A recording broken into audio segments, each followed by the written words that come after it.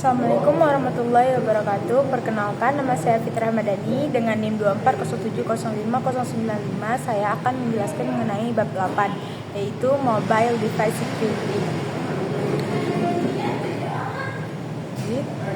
Piranti bergerak atau mobile device itu adalah perangkat elektronik yang mudah dibawa kemana dan bisa kita gunakan untuk komunikasi, akses internet, dan pekerjaan. Jadi contohnya itu kayak HP, tablet, laptop, smartwatch, atau perangkat wearable lainnya. Jadi perangkat mobile ini bisa terhubung menggunakan berbagai metode koneksi kayak Wi-Fi, Bluetooth, NFC, jaringan seluler, VPN, dan satelit. Nah, jadi setiap koneksi itu punya beberapa fungsi dan risiko keamanannya yang berbeda. Contohnya, pertama Wi-Fi. Wi-Fi itu kan rentan terhadap serangan man in the middle dan rogue access point. Maksudnya tuh, jadi saat kita memakai Wi-Fi public, hacker itu bisa nyadap data pengguna dan membuat Wi-Fi palsu agar korban itu tersambung ke jaringan mereka. Kedua ada Bluetooth, itu bisa terkena bluejacking dan blue snarfing. Jadi bluejacking itu adalah pengiriman pesan spam lewat Bluetooth, dan sedangkan blue snarfing itu pencurian data. Jadi itu kayak foto atau kontak dari perangkat kita tuh bisa dicuri sama hackernya. Kemudian NFC memiliki risiko relay attack dan penyadapan. Jadi NFC itu biasanya itu untuk pembayaran digital kayak e-tol gitu loh. Jadi relay attack itu adalah hacker, dia bakal meneruskan sinyal NFC supaya transaksinya itu bisa dipakai tanpa izin pemilik asli. Jadi terjadi penyadapan. Jaringan seluler dapat diserang menggunakan BTS palsu. BTS palsu itu menaruh sinyal palsu yang dibuat oleh hacker supaya HP si pengguna ataupun korban ini jadi kesambung ke jaringan mereka. Jadi setelah kesambung, hacker tuh bakalan mantau komunikasi dan nyuri data-data pengguna. Terakhir ada VPN tuh lebih aman karena menggunakan enkripsi end-to-end. VPN ini dia buat koneksi internet dari transisi atau dikunci, jadi datanya tuh bakal lebih susah dibaca sama hacker walaupun kita tuh pakai Wi-Fi public. Nah, makanya VPN tuh lebih sering digunakan untuk menambah keamanan saat kita menggunakan internet. Kemudian ada 12 metode koneksi. Pertama, NFC itu digunakan untuk pembayaran digital dan kartu akses karena kerjanya itu cepat dalam jarak dekat. Contohnya itu kayak e-money. Kedua, ada SATCOM atau komunikasi satelit yang digunakan pada militer, internet daerah terpencil, dan komunikasi darurat. Yang ketiga, ada jaringan seluler 3G, 4G, ataupun 5G itu mendukung komunikasi modern kayak streaming, mobile banking, dan IoT. Keempat, Wi-Fi itu yang paling sering kita gunakan di rumah, di kantor, dan perangkat IoT lainnya. Kelima, Bluetooth itu biasanya itu kita gunain untuk headset, smartwatch, speaker, atau perangkat kesehatan. Dan keenam itu ada infrared atau IR, itu biasanya digunakan pada remote control dan sensor industri. Dan ada juga USB itu kan biasanya kita gunakan untuk transfer data sama pengisian daya. Tapi dia tuh punya ancaman kayak malware dan joysticking. GPS itu digunakan untuk navigasi dan pelacakan lokasi, tapi itu bisa mengalami spoofing atau pemalsuan lokasi. Kemudian ada NT protokol, itu digunakan wearable device seperti Garmin dan sensor kesehatan karena hemat daya. P2P atau point to point itu digunakan untuk transfer file langsung antar perangkat kayak kita iDrop dan Wi-Fi direct. P2MP atau point to multipoint itu digunain di hotspot atau streaming ke banyak perangkat sekaligus. Dan yang terakhir ada RFID, itu digunakan untuk e-tol, kartu akses, logistik, dan pelacakan barang. Di sini ada Mobile Device Management atau MDM. Jadi itu MDM itu adalah sistem untuk mengelola dan mengamankan perangkat mobile dalam perusahaan itu secara terpusat. Nah, komponen penting dalam MDM itu ada 6. Yang pertama, MIM, Mobile Application MGMT. Jadi itu untuk mengelola aplikasi mobile. Ada MCM, Mobile Content MGMT. Itu untuk mengatur dan melindungi dokumen perusahaan. Kemudian ada CAA atau Context Aware Out. Itu autentikasi berbasis konteks, jadi kayak lokasi dari perangkat.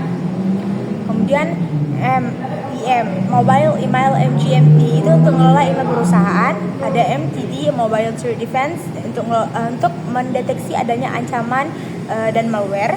Dan EMM, jadi Enterprise Mobility MGMT, jadi itu sistem terpadu untuk seluruh pengelolaan perangkat mobile. MDM tuh dia tuh membantu perusahaan menjaga keamanan data sama meningkatkan efisiensi dalam bekerja. Nah, kemudian ada komponen keamanan dan autentikasi MDM. Nah, dalam MDM tuh ada beberapa fitur keamanan tambahan. Yang pertama ada screen lock.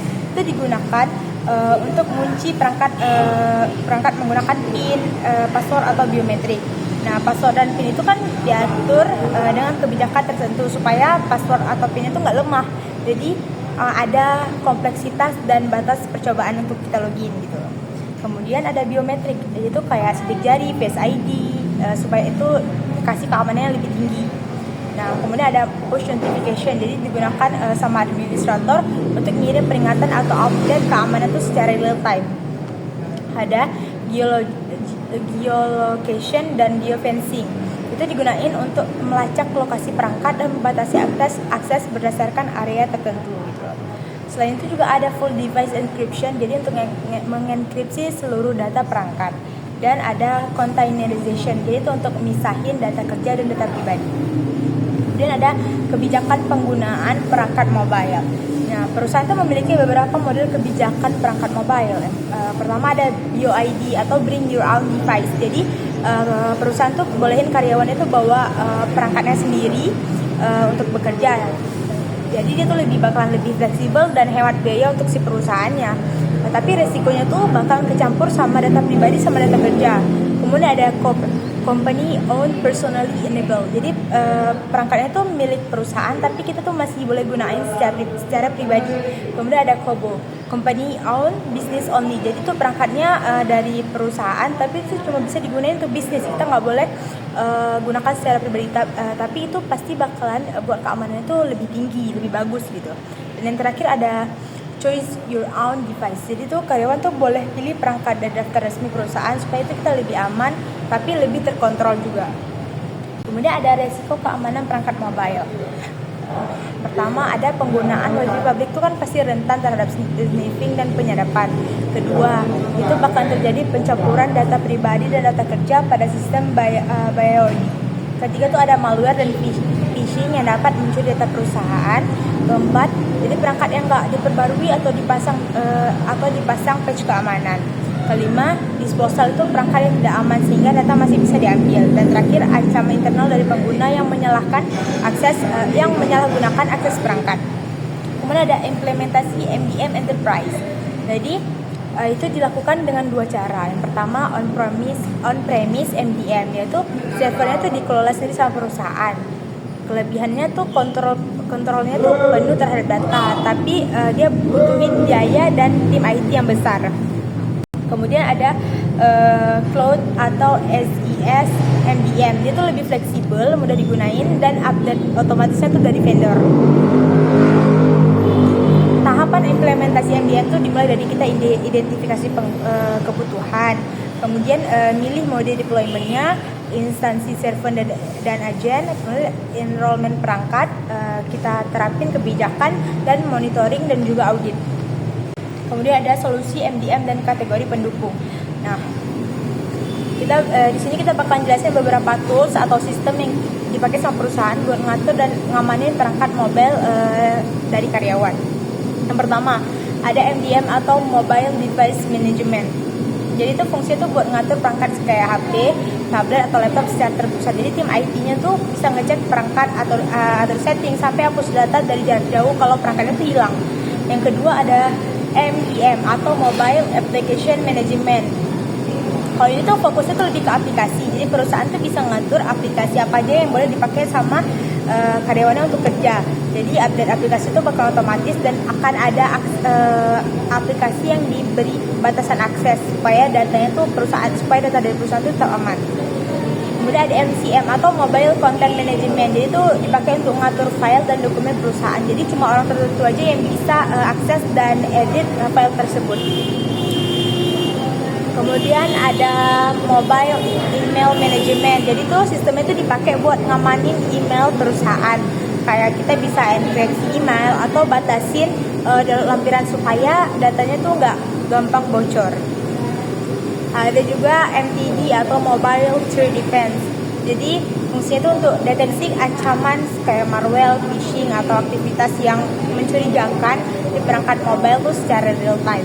Dan yang terakhir tuh ada IMM dan UEM. Itu IMM itu gabungan dari semua sistem pengelolaan mobile tadi dalam satu platform. Nah, sedangkan UEM itu dia lebih luas karena dia tuh bisa ngatur semua perangkat perusahaan, bukan cuma HP tapi juga laptop dan juga komputer. Kemudian ada panduan umum dan praktik terbaik. Sini kita bakal bahas tentang cara atau kebiasaan yang bagus buat menjaga keamanan dari perangkat mobile kita. Yang pertama, dari sisi keamanan aplikasi.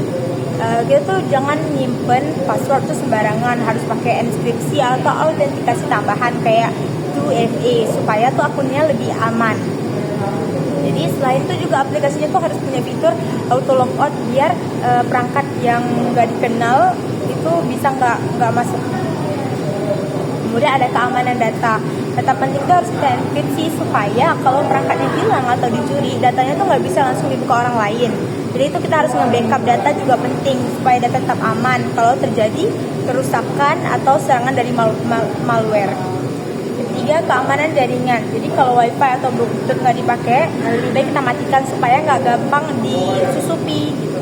Terus sebisa mungkin hindari gunain wifi publik karena dia lebih rawan penyadapan. Kalaupun emang kita harus menggunakan wifi publik, disarankan tuh pakai VPN biar koneksinya tuh lebih aman. Dan juga terakhir, semua akses website atau aplikasi itu sebaiknya pakai yang HTTPS atau SSL atau TSL supaya data yang dikirimkan tuh bakal tetap terenkripsi. Baik, cukup sekian penjelasan dari saya. Lebih dan kurang saya mohon maaf. Wassalamualaikum warahmatullahi wabarakatuh.